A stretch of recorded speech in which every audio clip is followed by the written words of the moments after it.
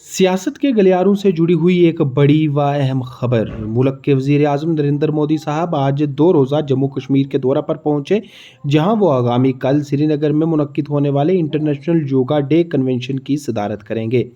वहीं आज शाम श्रीनगर पहुंचने पर वज़ीर-ए-आज़म नरेंद्र मोदी साहब ने एसकेआईसीसी में एक कन्वेंशन की क़यादत की, जिसमें बोलते हुए उन्होंने ये साफ कर दिया कि वो दिन दूर नहीं जब जम्मू कश्मीर के लोग अपने वोट से अपनी हुकूमत को चुनेंगे। इसका मतलब साफ है कि जल्द ही जम्मू कश्मीर में असेंबली इंतखाबात होने जा रहे हैं। इसके अलावा वज़ीर-ए-आज़म नरेंद्र मोदी साहब ने अपने खिताब में ये बात भी कही कि जल्द ही जम्मू कश्मीर रियासत के तौर पर अपनी तरक्की के रास्ते पर आगे बढ़ेगा, और इसका भी ये मतलब साफ कि जम्मू कश्मीर के यूटी के दर्जे को जल्द ही बदलकर रियासत का दर्जा दोबारा बहाल कर दिया जाएगा। वज़ीर-ए-आज़म के इन खिताब ने सियासी गलियारों में काफ़ी चहल-पहल मचाई। इसलिए अब असेंबली इलेक्शन की तैयारी भी शुरू हो चुकी है। वो समय दूर नहीं जब आप अपने वोट से जम्मू कश्मीर की नई गवर्नमेंट चुनेंगे। वो दिन भी जल्द आएगा जब जम्मू और कश्मीर फिर से राज्य के रूप में अपना फ्यूचर और बेहतर बनाएगा। जम्मू कश्मीर में आ रहा ये बदलाव हमारी सरकार की बीते 10 सालों की कोशिशों का नतीजा है। आजादी के बाद यहां की हमारी बेटियां, समाज के दूसरे कमजोर तबके के लोग अपने हक से वंचित थे। हमारी सरकार ने सबका साथ सबका विकास के मंत्र पर चलते हुए सबको अधिकार और अवसर दिए हैं। पाकिस्तान से आए शरणार्थी, हमारे वाल्मीकि समुदाय और सफाई कर्मचारियों के परिवार पहली बार लोकल बॉडीज इलेक्शन में वोट डालने का उन्हें अधिकार मिला है। वाल्मीकि समुदाय को एससी कैटेगरी का लाभ मिलने की वर्षों पुरानी मांग पूरी हुई है। पहली बार एसटी समुदाय के लिए असेंबली में सीटें रिजर्व की गई हैं। पद्दारी जनजाति, पहाड़ी जातीय समूह, गड्ढा ब्राह्मण और कोली, इन सभी समुदायों को भी एसटी का दर्जा दिया गया है। पंचायत, नगरपालिका और नगर निगम में ओबीसी रिजर्वेशन पहली बार लागू हुआ है। संविधान के प्रति समर्पण भाव क्या होता है, संविधान का लेटर एंड स्पिरिट में क्या महात्म्य होता है। संविधान हिंदुस्तान के 140 करोड़ देशवासियों की जिंदगी को बदल करने के लिए, अधिकार देने के लिए, उनको भागीदार बनाने के लिए अवसर देता है। लेकिन पहले संविधान की इतनी बड़ी अमानत हमारे पास थी, इसका अस्वीकार होता रहा। दिल्ली में बैठे हुए शासकों ने इसकी चिंता नहीं की, आजादी के इतने सालों तक नहीं की। आज मुझे खुशी है कि हम संविधान को जी रहे हैं। हम संविधान को लेकर के कश्मीर की जिंदगी बदलने के नए नए रास्ते ढूंढ रहे हैं। जम्मू कश्मीर में आज सही मायने में भारत का संविधान लागू हुआ है, और जिन्होंने अब तक संविधान लागू नहीं किया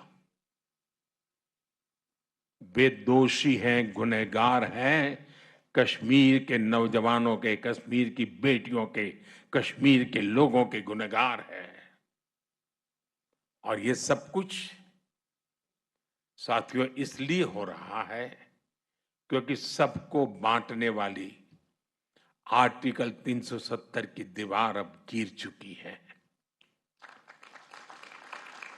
भाई और बहनों, कश्मीर घाटी में जो बदलाव हम देख रहे हैं, आज पूरी दुनिया उसे देख रही है। मैं देख रहा हूं G20 समूह में जो लोग यहां आए थे, उन देशों के लोग जो भी मिलते हैं तारीफ करते रहते हैं कश्मीर की भी। जिस प्रकार से मेहमान नवाजी हुई, बड़े गौरवगान करते हैं। आज जब श्रीनगर में G20 जैसा इंटरनेशनल इवेंट होता है तो हर कश्मीरी को गर्व से उसका सीना भर जाता है। आज जब लाल चौक पर देर शाम तक हमारे बाल बच्चे खेलते खिलखिलाते हैं तो हर भारतीय आनंद से भर जाता है। आज जब यहां सिनेमा हॉल में, बाजारों में रौनक दिखती है तो सबके चेहरे खिल उठते हैं। मुझे कुछ दिन पहले की वो तस्वीर याद है जब डल झील के किनारे स्पोर्ट्स कारों का जबरदस्त शो हुआ। वो शो पूरी दुनिया ने देखा। हमारा कश्मीर कितना आगे बढ़ गया है। अब यहां टूरिज्म के नए रिकॉर्ड्स की चर्चा होती है। और कल जो अंतर्राष्ट्रीय योगा दिवस है ना, वो भी टूरिस्टों के आकर्षण का कारण बनने वाला है। पिछले साल, जैसा अभी मनोज जी ने बताया, 2 करोड़ से ज्यादा टूरिस्ट, रिकॉर्ड ब्रेक हमारे जम्मू कश्मीर में टूरिस्ट आए।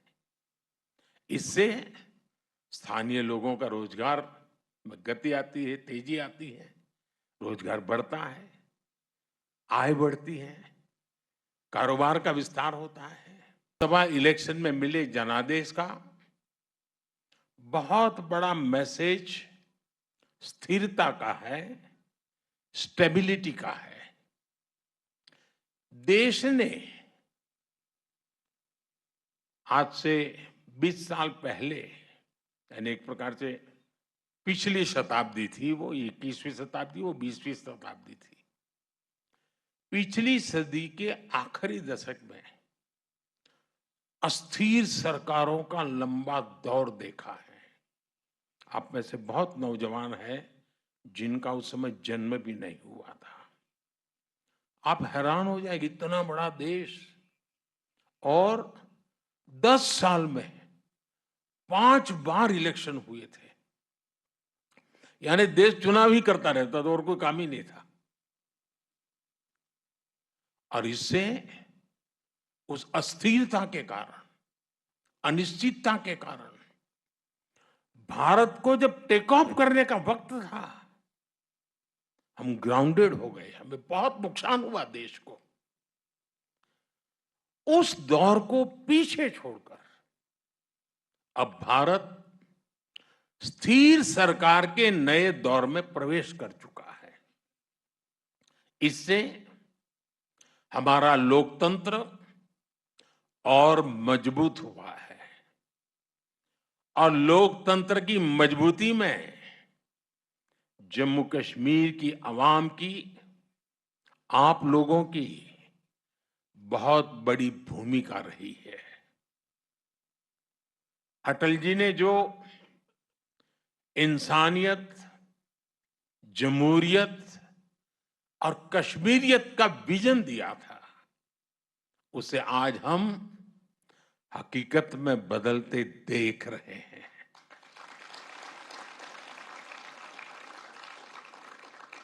इस चुनाव में आपने जमहूरियत को जिताया है।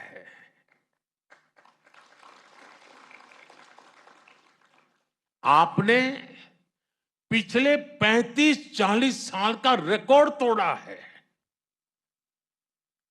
ये दिखाता है कि यहाँ का नौजवान जमहूरियत को लेकर कितने भरोसे से भरा हुआ है।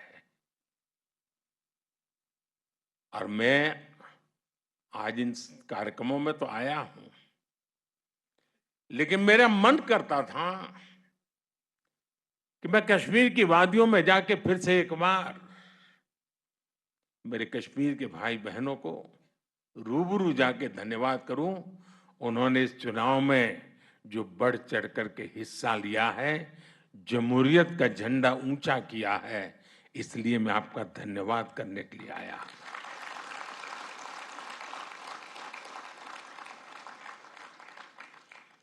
ये भारत की डेमोक्रेसी और संविधान के बनाए रास्तों पर चलकर नई इबारत लिखने की शुरुआत है।